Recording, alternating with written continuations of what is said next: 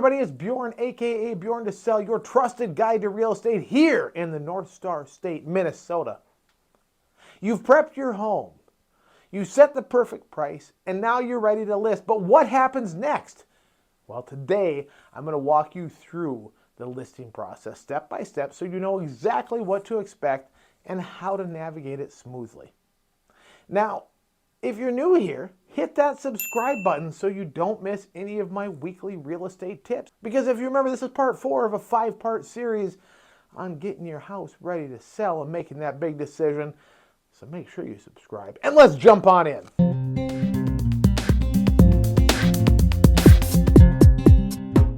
Now, one of the first pieces of paperwork you're going to come across with me is the agency disclosure, which shows and explains the nature of our relationship. It's not a binding contract, it's just a disclosure. So you're going to see that. After that, we're going to get into a listing agreement. This is a contract between you and the real estate agent that lays out the key details of your home sale.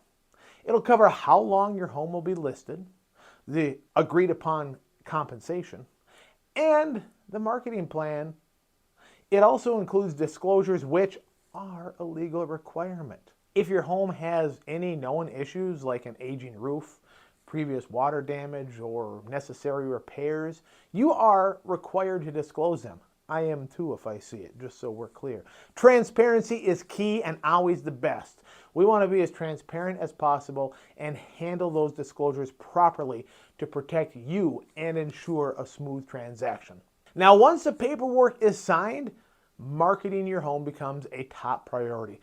A strong marketing plan is what gets your home seen by buyers fast, and it's much more than just putting that old sign in the ground and saying, there we go. There's going to be some professional photography because first impressions matter.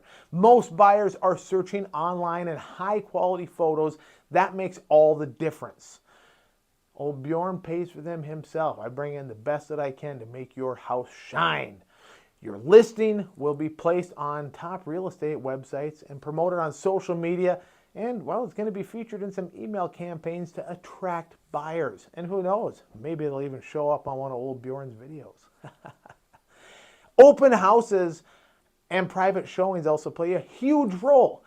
Giving potential buyers the opportunity to walk through and picture themselves living in the space, well, that's awesome. And open houses are a great way to get a lot of people in there and drum up interest. Now let's talk about managing those showings.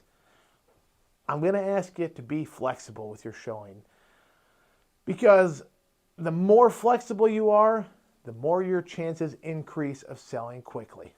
Buyers have different schedules, so making your home as accessible as possible is key. Keeping it clean and show ready at all times means you won't be scrambling at the last minute when a buyer wants to see your home. Remember a few videos ago where I talked about having that laundry basket ready to go to throw stuff in? Make sure you do it. Also, make sure to secure those personal and valuable items. I can't say it enough. And while showings are typically supervised, always be extra cautious. It's that simple. Now you've done the paperwork, we've done showings, and an offer comes in and it's time to review and negotiate. Price is important, but it's not always the only factor. We're going to have to evaluate the contingencies, whether the offer is dependent on inspection or the financing approval. The closing time frame matters too. Some buyers may need to move more quickly while others might want some more time to get it done. And finally, we'll look at the buyer's financial strength to ensure that they can follow through on the purchase. My job is to help you weigh all these factors and negotiate the best possible deal. The listing process can feel overwhelming, but when you have a solid plan, it all runs smoothly.